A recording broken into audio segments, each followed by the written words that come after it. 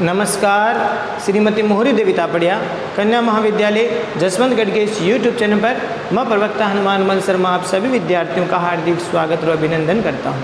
प्यारे विद्यार्थियों, बीए द्वितीय वर्ष की कक्षा में हिंदी साहित्य विषय के अंतर्गत रीतिकालीन काव्य जो आपका प्रथम प्रश्न पत्र है उसमें कवि घनानंद जी से संबंधित महत्वपूर्ण प्रश्नों को लेकर के उपस्थित हैं। प्यारे विद्यार्थियों, घनानंद जी जिनको प्रेम की पीर के कवि कहा जाता है, तो आज हम इनसे संबंधित जो महत्वपूर्ण प्रश्न हैं आपकी परीक्षा की दृष्टि से उनको लेकर के उपस्थित है और ये बहुत ही महत्वपूर्ण प्रश्न है।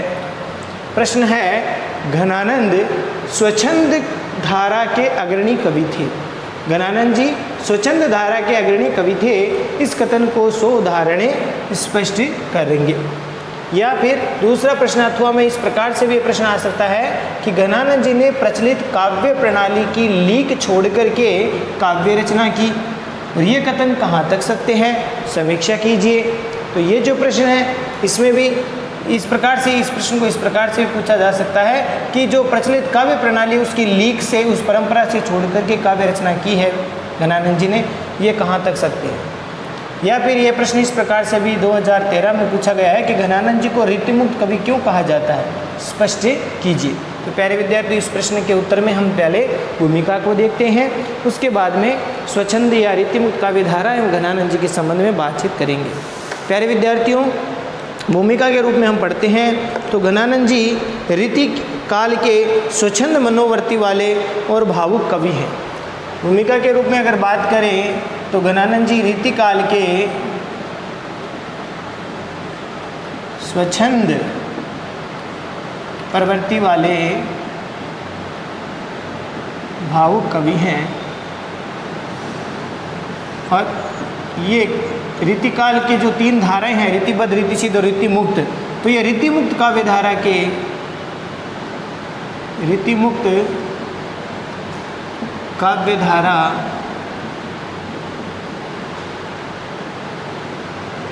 से इनका सरोकार है।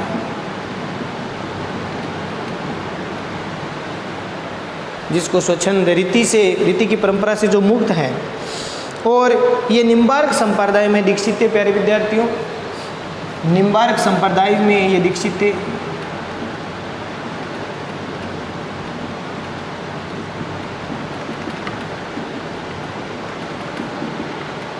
और निम्बार्क संप्रदाय के जो 27वें गुरु थे, क्षमा करना, 37वें गुरु श्री नारायण देव के शिष्य थे। निम्बार्क संप्रदाय के जो 37वें गुरु थे, जिनका नाम था श्री नारायण देव, इनके ये क्या थे, शिष्य थे। कब बने थे प्यारे विद्यार्थियों? ऐसा कहा जाता कि घनानंद जी दरबारी कवि थे और दरबार में रहा करते थे। तो कहते हैं कि एक बार ये सुजान नाम की एक नर्तकी थी, उससे प्रेम करते थे। तो और ये पद गाते भी थे, संगीतज्ञ भी थे और पद बनाते थे और गाते थे, लेकिन उनका जो प्रेम था वो सुजान से था। एक बार राजा ने इनको पद गाने के लिए कहा तो इन्होंने मना कर दिया कि मैं अभी नहीं गाऊंगा। तो इनके मंत्री जो लोग थे उन्होंने इनकी चुगली कर दी और महाराज से कहा कि अगर सुजान को यहाँ बुलाया जाए तो ये ज़रूर गाएंगे। और ऐसा ही हुआ, सुजान को बुलाया गया।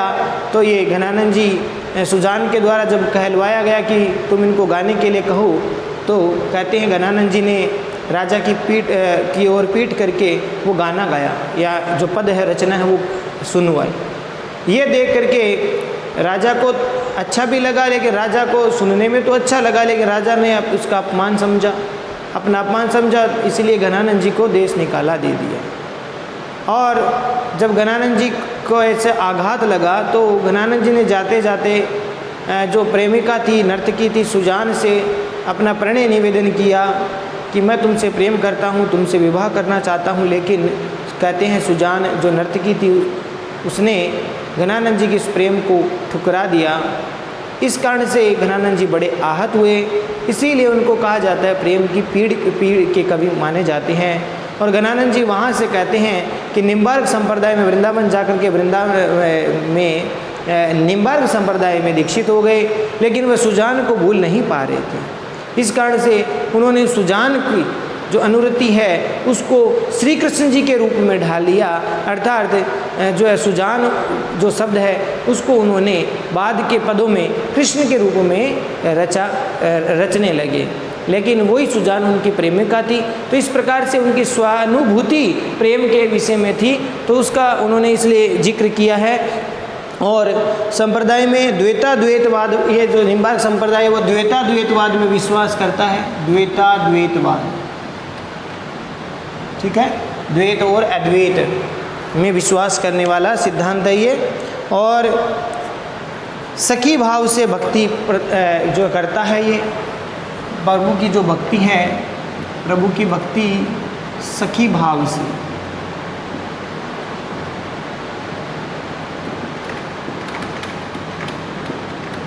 करने वाला ये मत है, दर्शन है। और प्यारे विद्यार्थियों, रीतिकाल में जो रीति के जो नियम है वे घनानंद जी ने नहीं माने, या हम कह सकते हैं कि काव्य शास्त्री जो नियम है, बंधन है, उनको उन्होंने स्वीकार नहीं किया, इसीलिए इनको रीति मुक्त कवि कहा जाता है। काव्य शास्त्री जो नियम थे उनको इन्होंने नहीं माना, इसीलिए घनानंद जी को हम रीति मुक्त कवि कहते हैं। और ऐसा हम जानते भी हैं कि रीति काल में जो 3 धाराओं में रीतिबद्ध कवि थे उनको विभाजित किया था, रीतिबद्ध कवि, रीति मुक्त कवि और रीति सिद्ध कवि। तो इसमें रीति मुक्त कवियों में घनानंद जी का नाम बड़े आदर के साथ लिया जाता है, अग्रणीय कवि माने जाते हैं। और रीतिवादी शास्त्रीय परंपरा का अनुसरण न करके स्वच्छंद जो मनोवर्ती थी, अपनी स्वच्छंद, अपनी स्वतंत्रता से जो उनका स्वभाव था, अपने मन में जो आता वैसा लिखने का, ऐसा जो स्वच्छंद मनोवर्ती रखने वाले थे घनानंद जी, वो रीति मुक्त या स्वच्छंद धारा के कवि माने जाते हैं। तो आपको समझ में आ गया, रीति मुक्त का मतलब जो स्वच्छंद काव्य धारा को लिखने वाले थे, जो उनके मन में आता था, यानी जो शास्त्रीय परंपराओं को नहीं मान करके उस लीक से हट करके अपने मन से या अपने स्वच्छंदता से कवि काव्य रचना लिखने वाले कवि है, वो कहलाते थे स्वच्छंद काव्य धारा के कवि, रीति मुक्त काव्य धारा के कवि, जिनमें घनानंद जी का नाम आदर के साथ लिया जाता है। अब देखो, ये थी भूमिका।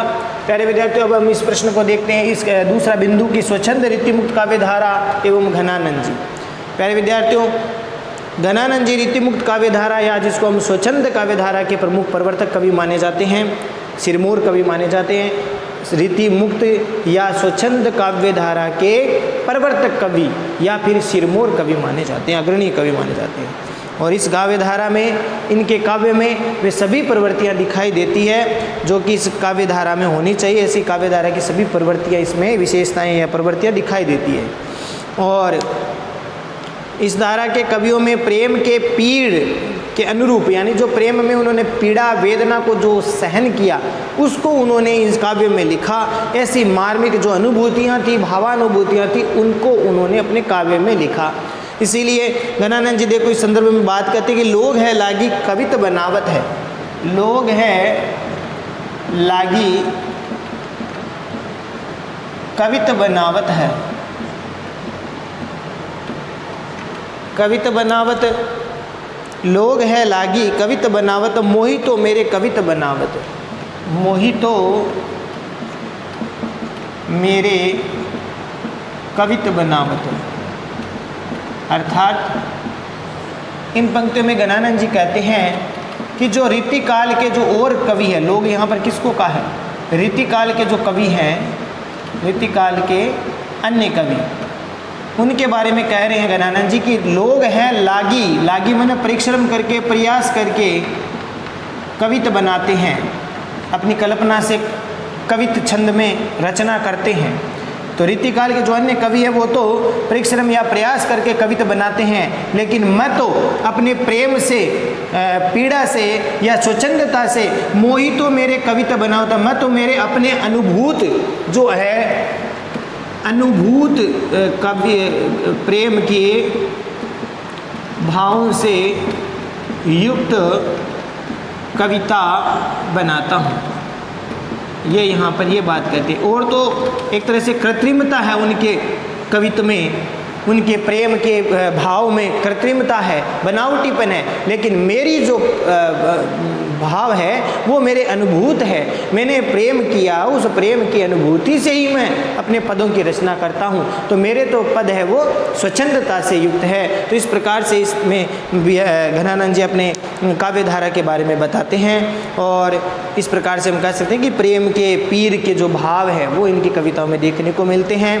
प्यारे विद्यार्थियों, इसके साथ साथ घनानंद जी ने उनकी जो स्वच्छंद काव्य चेतना है उसकी विशेषताओं को हम देखें, निम्न बिंदुओं में हम देखते हैं विशेषताओं को। तो ये विशेषताएं हम देख लेते हैं घनानंद जी के इस रीतिमुक्त काव्य धारा की जो विशेषताएं हैं घनानंद जी के स्वच्छंद काव्य धारा की, उनमें हम कुछ निम्न बिंदुओं से विशेषताओं को देखते हैं। तो पहली विशेषता हम देख लेते हैं प्रेम एवं श्रृंगार की अनुभूति।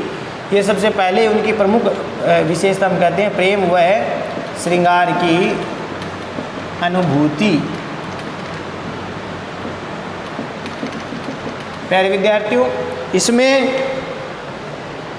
देखिए, सुनिए ध्यान से कि रीतिबद्ध जो कवि थे, रीति मुक्त की बात नहीं कर रही हूँ मैं, रीतिबद्ध जो रीति की काव्य शास्त्रीय परंपराओं से जो बंधे हुए थे, ऐसे कवि, तो ऐसे कवि बता रहे हैं घनानंद जी के ऐसे कवि वो श्रृंगार पर रचनाओं के द्वारा श्रृंगार से युक्त रचनाएं तो करते हैं, प्रेम की रचना तो वो लिखते हैं, लेकिन उनके काव्य में कलात्मकता है, बनावटीपन है, वास्तविकता नहीं है। उन्होंने प्रेम का जो स्थूल रूप है या श्रृंगार का जो वासना रूप है उसका चित्र अपने काव्य में उतारा है। यानी रीतिबद्ध जो कवि थे उन्होंने प्रेम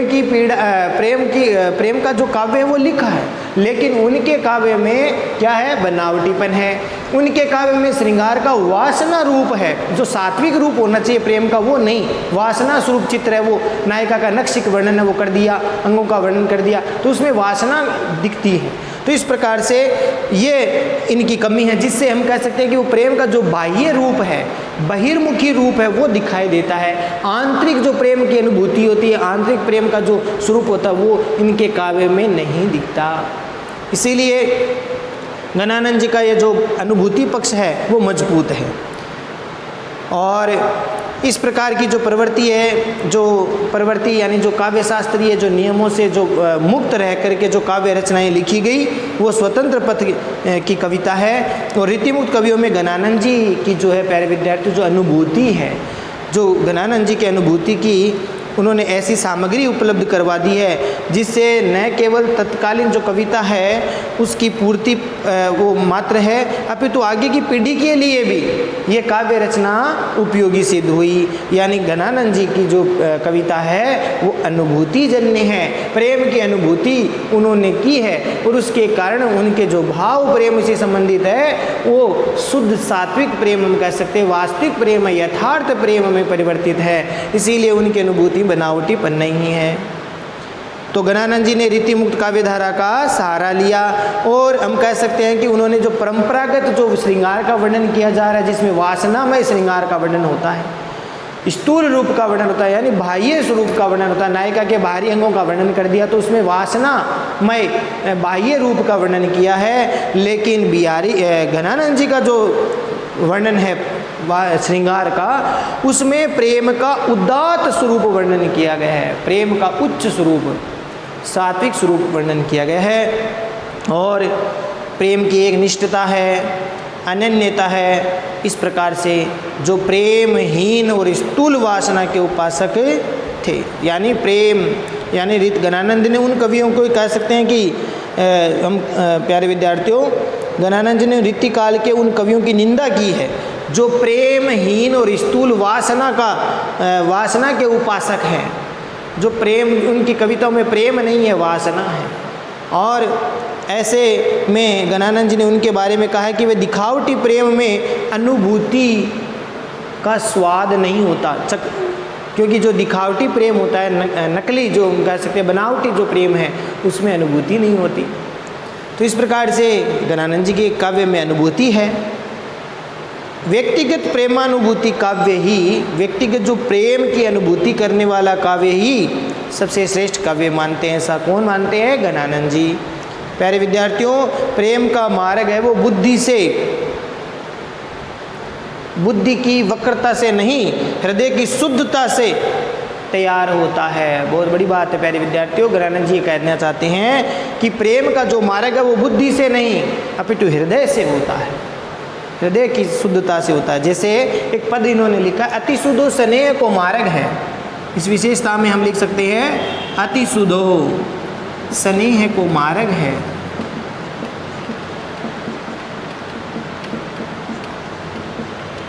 अति शुद्धो स्नेह को मार्ग है, जहाँ नेकु श्यानप बांक नहीं, जहाँ नेकु श्यानप बांक नहीं।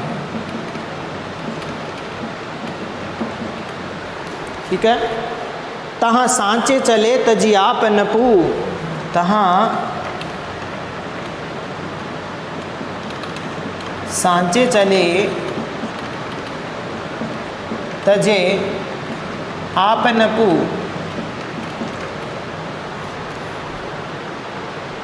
आपुनपू, आपुनपू, जिजके कपटी जे निशांक नहीं, जिजके कपटी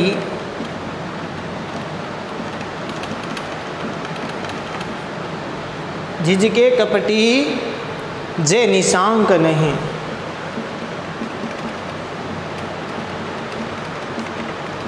तो इन पदों में प्यारे विद्यार्थियों घनानंद जी ने प्रेम मार्ग को सरल बताया है, सीधा बताया है, सहज बताया है, लेकिन उस मार्ग में चलने वाला सीधा होना चाहिए, सरल होना चाहिए। अति शुद्ध स्नेह को मार्ग है। अति शुद्ध माने अति सरल, सीधा।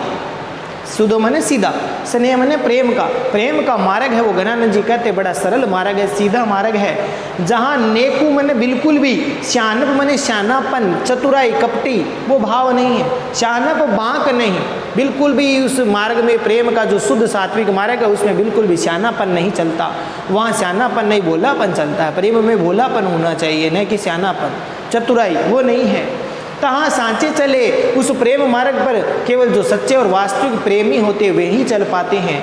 तजे आपनपु, जो त्याग करते हैं, आपनपु माने अहंकार का त्याग करके जहाँ उस मार्ग में चलना होता है। झिझके कपटी, लेकिन उस मार्ग पर जो कपटी होते हैं वे झिझक जाते हैं, सशंकित रहते हैं। जे निशांक नहीं, जो पूरी तरह से निसंकोच नहीं होते। ठीक है। ऐसे जो मार्ग पर चलने वाला प्रेम का मार्ग है वो बड़ा ही सीधा और सरल मार्ग है। इस प्रकार से प्यारे विद्यार्थियों घनानंद जी ने प्रेम के मार्ग को बुद्धि से नहीं हृदय की शुद्धता से नापा है। घनानंद जी ने रीति काल के जो और कवि है उनको बुद्धि नेत्रधारी बताया है। जो रीतिबद्ध कवि है, घनानंद जी ने रीतिबद्ध कवि काव्य धारा के कवियों को क्या माना है? कवियों को प्यारे विद्यार्थियों बुद्धि नेत्रधारी माना है कि उनकी बुद्धि रूपी नेत्र से ही ये प्रेम को देखते हैं, जबकि मैं किससे देखता हूँ? हृदय रूपी नेत्र से। बस ये फर्क है मेरे में और उनमें। ठीक है, मैं हृदय रूपी नेत्र से देखता हूँ, वो बुद्धि रूपी नेत्र से देखते हैं प्रेम के मार्ग को या प्रेम को। तो बुद्धि नेत्र वाले हृदय नेत्र की तुलना में मैं कहता हूँ, यानी घनानंद जी कहते हैं कि जो बुद्धि नेत्र से प्रेम को देखता है वह हृदय नेत्र वालों की तुलना में मोरपंख के समान कोरे सौंदर्यशाली, जैसे मोरपंख ऊपर से दिखने में सुंदर है, ऐसे बुद्धि नेत्र में किसी की प्रेम की कल्पना करना सुंदर दिखाई देती है, लेकिन उसमें आनंद की अनुभूति नहीं है। बुद्धि नेत्रों में यानी बुद्धि से जो नेत्र, बुद्धि के नेत्रों से जो देखने वाले जो कवि हैं वे अनुभूति के उस गहरे तल में नहीं खो सकते हैं या फिर उसमें उतर सकते हैं, उस गहराई को वो प्राप्त नहीं कर सकते हैं। बुद्धि से प्रेम की गहराई को नहीं नापा जा सकता, वह हृदय से ही नापा जाता है। तो इस प्रकार से घनानंद जी ने वास्तविक अनुभूति वो बुद्धि से परे की चीज़ है, वो हृदय की चीज़ है, वो बुद्धि से नहीं नापी जाती। इस प्रकार से घनानंद जी ने बुद्धि को प्रेम की अनुभूति प्रक्रिया में बुद्धि को तो दासी माना है और प्यारे विद्यार्थियों प्रीति को रानी बताया है, प्रेम को रानी बताया है, बुद्धि दासी है, क्योंकि प्रेम हृदय से होता है, मन से होता है और बुद्धि से नहीं होता। बुद्धि प्रेम की दासी है, ठीक है, और प्रीति है वो रानी है। इस प्रकार से भाव यहाँ पर व्यक्त हुए हैं। तो आशा करता हूँ प्यारे विद्यार्थियों, ये आपको भूमिका और इनके बारे में जो जानकारी मैंने बताई है और इसके साथ साथ स्वच्छंदम काव्य धारा की जो घनानंद की जो विशेषताएं हैं, प्रेम और श्रृंगार की अनुभूति, वो ठीक से समझ में आ गई होगी। शेष हम आगे पढ़ेंगे, क्योंकि और आगे बताएंगे तो वीडियो काफ़ी लंबा हो जाएगा। ऐसे भी वीडियो काफ़ी लंबा हो चुका है, तो थोड़ा पढ़ने में आपको दिक्कत रहती है।